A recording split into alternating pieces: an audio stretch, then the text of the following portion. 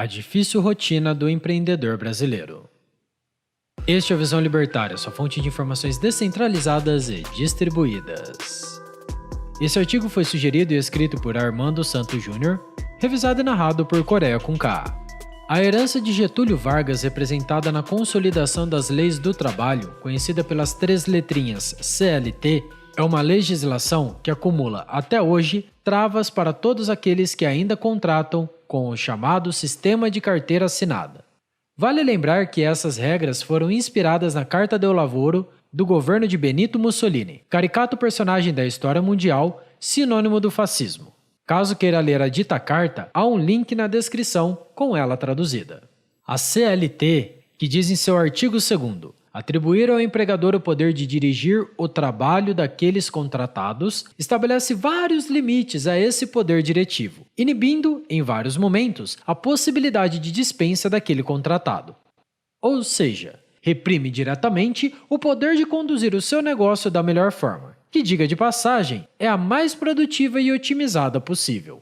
Essa junção de legislação com as leis trabalhistas, que mesmo sendo editada na época da Segunda Guerra Mundial, ainda não tem um código, como ocorre nos demais ramos do direito brasileiro, protegendo os empregados não produtivos, cujo caminho natural seria a dispensa. Analisemos o seguinte caso, para entendermos melhor. Um funcionário chamado Luiz Inácio, que foi contratado pela empresa ABC para uma determinada atividade, totalmente qualificado para ela, não realiza as entregas esperadas. Em outras palavras, o seu desempenho está aquém do que era esperado. O resultado que se espera para Luiz Inácio é, naturalmente, o desligamento das suas funções, ou seja, a demissão. Isso deixaria uma vaga aberta na empresa que poderia ser utilizada para contratar um futuro colaborador muito mais adequado para o cargo antes ocupado por Luiz Inácio. Ocorre que em dado momento houve uma eleição para a Comissão Interna de Prevenção de Acidentes, conhecida de maneira mais abrangente como CIPA, e nosso querido Luiz Inácio, que não performa, é eleito.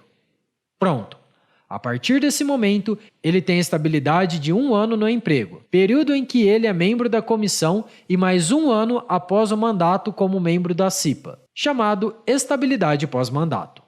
Em resumo, Luizinho se tornou um empregado estável e, com essa condição, há uma sobreposição ao poder diretivo do empregador.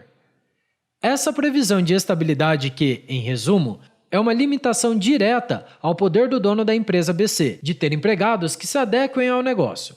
E isso não é nada isolado, pois temos outras estabilidades previstas, não apenas na consolidação inspirada na Carta de Mussolini, mas em legislações apartadas, como negociações coletivas e incríveis construções jurisprudenciais, como estabilidade acidentária, estabilidade decorrente de mandato sindical, estabilidade decorrente de proteção à maternidade, estabilidade pré-aposentadoria, estabilidade decorrente da eleição para membro da Comissão de Representante dos Empregados, retrocesso diante de alguns avanços com a Reforma Trabalhista de 2017, presunção de dispensa discriminatória para empregados portadores de HIV, fato esse compartilhado pelos nossos vizinhos argentinos em recente lei sancionada, exposta aqui no canal pelo vídeo intitulado Acordo de FMI com a Argentina inclui a proibição do Bitcoin, entre várias outras.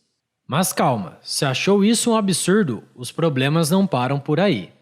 Para refletir, utilizemos o caso aqui retratado, onde Luiz Inácio, que não performa na sua atividade original e que não pode ser desligado, dada a estabilidade adquirida, também assegura limitação de alteração de suas atividades, pois há presunção de que a referida movimentação prejudica o trabalho de Luizinho na comissão para a qual foi eleito.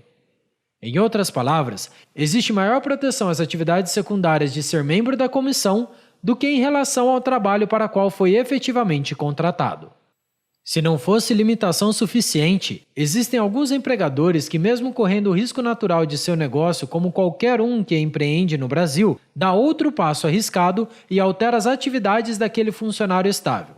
Isso pode acarretar, caso fiscalizações de órgãos reguladores sejam avisados, o afastamento das atividades perante a comissão, levando assim a multas e encargos que podem levar ao fim da empresa, a depender logicamente do seu tamanho. Diante de tal alteração, além desses perigos, o empregado ainda assume o risco de pagamento de eventuais diferenças salariais por desvio ou mesmo de acúmulo de função, Tema esses recorrentes na justiça especializada, pois, ao alterar as atividades, tentando tornar rentável a contratação desse funcionário, que de qualquer forma terá de remunerá-lo, poderá, num futuro não distante, ter contra si uma demanda judicial perante a Justiça Exclusiva do Trabalho, pleiteando diferenças salariais por um acúmulo ou desvio de função, alegando que foi contratado para determinadas atividades, mas trabalhou em outras. Seria estranho se não fosse corriqueiro tais demandas onde, na realidade, o poder diretivo é totalmente escanteado, colocado totalmente de lado, sendo o trabalho relativizado, tornando a principal característica do contrato de trabalho secundária, devido ao status de participação de uma determinada comissão, para a qual o empregado foi eleito. Um total contrassenso com o propósito da contratação. Veja que a empresa, na tentativa de otimizar um custo, acaba assumindo passivos cujos reflexos poderão ser maiores que deixar aquele funcionário ativo na comissão, mesmo não performando nas suas atividades. Essa é uma realidade corriqueira na nossa justiça de trabalho, tornando o custo e o risco Brasil mais elevado. Essas coisas não são facilmente mensuradas quando falamos em todas as desvantagens em empreender no Brasil.